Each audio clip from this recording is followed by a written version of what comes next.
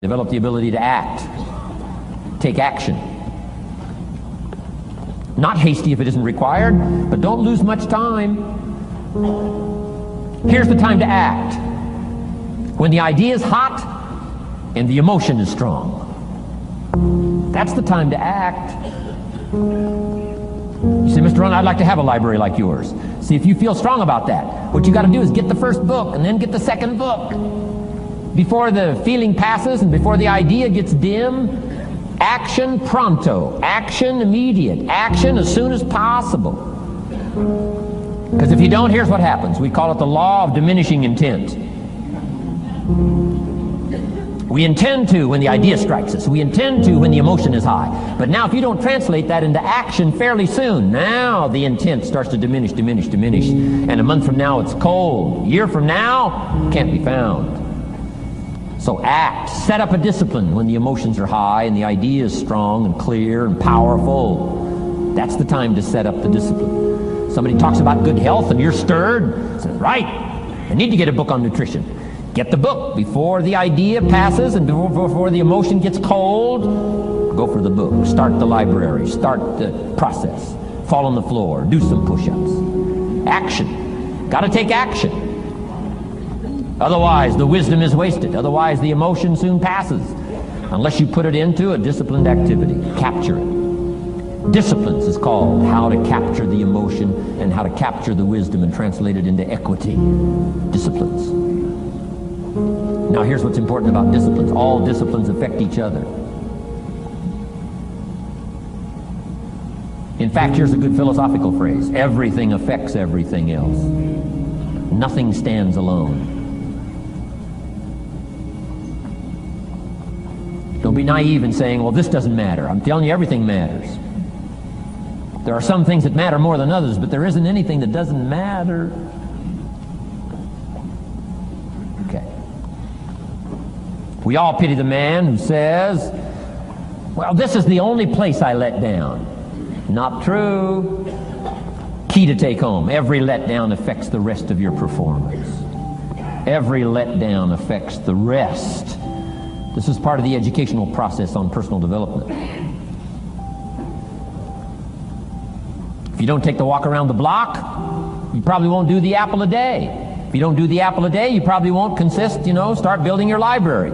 If you don't build your library, you probably won't keep a journal, and you won't take pictures, and then you won't do this, you won't do wise things with your money, won't do wise things with your time, won't do wise things with your possibilities and relationships, and the first thing you know, 6 years of that accumulated, and we say you have messed up. So the whole key to reversing that process now is to start picking up these disciplines. Now here's the positive side. Every new discipline affects the rest of your disciplines. Every new one affects the rest. That's why action is so important. The least action, the smallest action. Take it. Because when you start accomplishing and the value starts to return from that one action, it'll inspire you to do the next one and the next one and the next one. You start walking around the block, it'll inspire you to get an apple. Get an apple, it'll inspire you to get a book. Get a book, it'll inspire you to get a journal. Get a journal, it'll inspire you to grow, develop some skills. All disciplines affect each other. Every lack affects the rest. Every new affects the rest. The key is to diminish the lack and set up the new. And you've started a whole new life process. Key. Also, one more thought on discipline. Here's the greatest value of discipline. Self-worth. Self-esteem. People are teaching self-esteem these days, but they don't connect it to disciplines. The least lack of discipline, and it starts to erode our psyche. One of the greatest temptations is to just ease up a little bit. Right? The slightest lack of doing your best starts to erode the psyche. Instead of doing your best, doing just a little less than your best. Sure enough. You say, well, it's just going to affect my sales. No, it's going to affect your consciousness. It's going to affect your philosophy. Now you've begun in the slightest way to affect your own philosophy. Here's the problem with the least neglect. Neglect starts as an infection. And if you don't take care of it, it becomes a disease. And one neglect leads to another. And the worst of all, when neglect starts, it diminishes our self-worth, our self-confidence, our self-value. You say, well, how can I get back my self-respect? I'm telling you, you don't have to go to 29 classes. All you have to do is start the smallest discipline that now corresponds to your own philosophy, like I should, and I could, and I will. No longer will I let neglect stack up on me so that I will have the sorry scenario 6 years from now, giving some excuse instead of celebrating my progress. That's the key to discipline. Okay? Let's get kids involved in the least of disciplines. One more, and then one more, and then another one, and then another one, and then some more. And the first thing you know, you're starting to weave the tapestry of a disciplined life into which you can pour more wisdom and more attitude and more strong feeling, more faith and more courage. Now you've got something, a vessel in which to put it, and now the equities start to flow. And the early return, I'm telling you, if you'll start this process, the early return will have you so excited you'll commit yourself to this strategy for the rest of your life. You'll never go back to the old ways. Join a new crowd, join a new group. The disciplines to do, take action. I recommended the last time I was here the little book, Richest Man in Babylon, and I said I've lectured now to over 3 million people in the last 33 years, and I've recommended this little book to almost all of them, I think. Guess how many have actually gone and got this little book? Answer, very few. My best guess is 10%. Such an easy thing to do. In that last seminar, right, I suggested this little book, number one, is easy to find. Number two, it's easy to buy. The most you can pay for it, $6, $7, $8. You can borrow that from your kids. And number three, it's easy to read. It's in story form. That's why I use it for teenagers, teaching them how to be rich by 40, 35 if you're extra bright, much sooner if you find a unique opportunity. But if it's easy to find and easy to buy, and if it's easy to read, why wouldn't everybody go get it? We don't know. What do you know? You don't know. I don't know. Nobody knows. Here's how profound it is. Some do and some don't. Now here's the numbers. About 10% do. 90% don't or won't. And we don't know the mystery of that. And I'm telling you, 10 years from now, those numbers will still be the same. 10% will, 90% won't. The numbers don't change. Only the faces change. You're looking at one of the faces. I used to belong to the 90% who couldn't be bothered even if it was easy. Guess how many people have a library card? Wisdom of the world available. Transform your life in any value amount you want.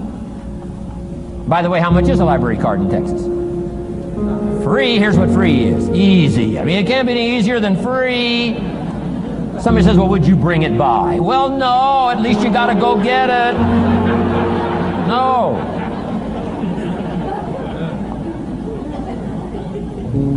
Wisdom of the world available. Transform your life spiritually, socially, personally, economically, and every other way. Teach you how to be rich and powerful and sophisticated and healthy, influential. How many people have a library card? Answer, 3%. 95, 97% couldn't be bothered.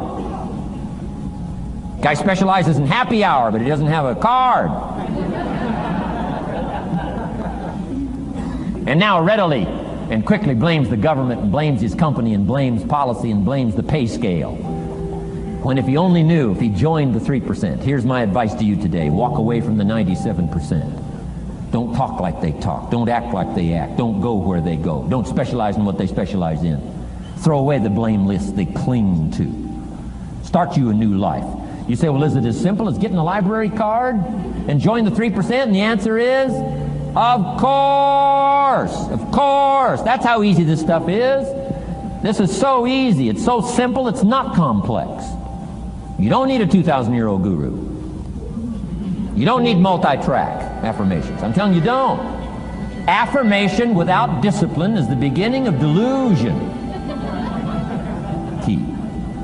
Don't let somebody sweep you into some contrary way to nature itself says, unless you labor. The miracle of the seed and the soil and the seasons and God and all the other stuff that's available, sunshine and rain, that's not available to you by affirmation. It is only available to you by labor. So labor well. Okay. learn well, discipline yourself well, and you can have all the treasures you want. This stuff's easy and simple. It's not ocean waves and seagulls. You don't have to move to Sedona, where all the force fields come together in Arizona.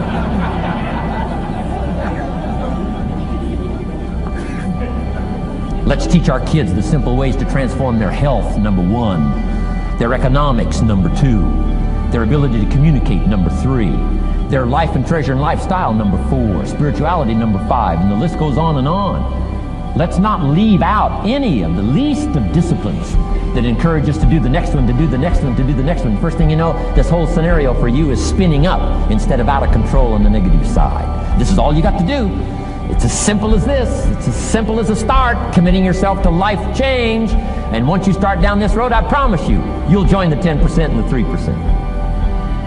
We're going to talk financial independence in just a little while. Guess how many people can retire from the income of their own personal resources when it comes time to retire? Answer, 5%. In the most independent country in the world, 95% are dependent, 5% are independent.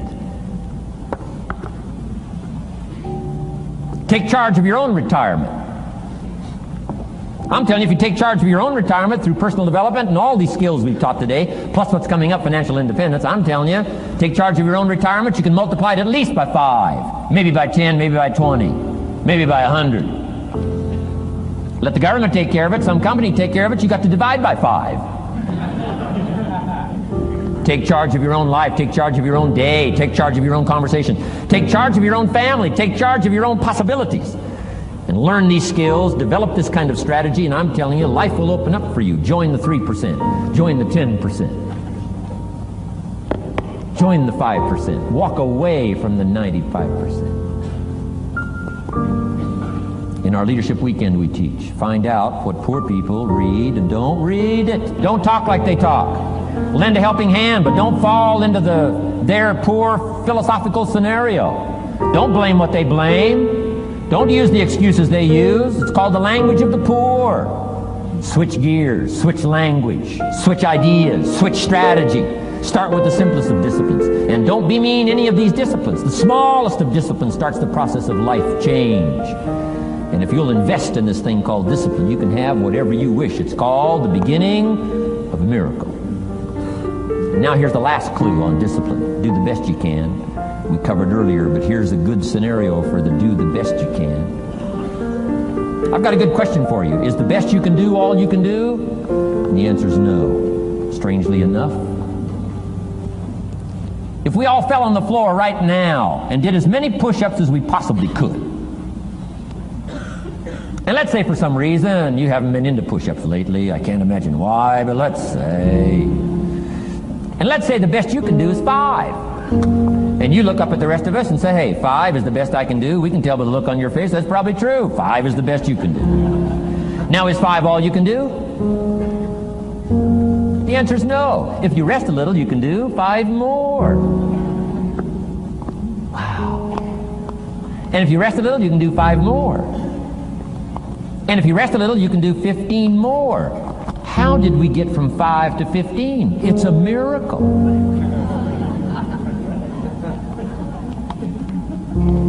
And if you rest a little, you can do 15, rest a little, you can do 15, rest a little, you can do 20.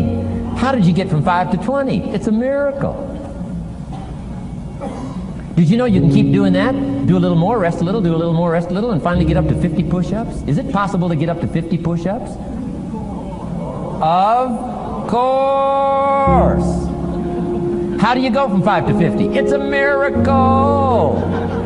How do you get a miracle going? Number 1, do what you can. Don't leave out what you can, from writing a letter to your mother in Florida. Start cleaning it all up. 2, doing the push-ups. Go from 5 to 50. It's a miracle. Number 1, do what you can. Number 2, do the best you can. Here's number 3, rest very little.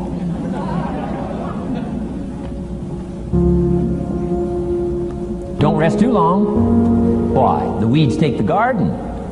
Kids have got that figured out. You can't rest too long. Here's the clue. Make rest a necessity, not an objective.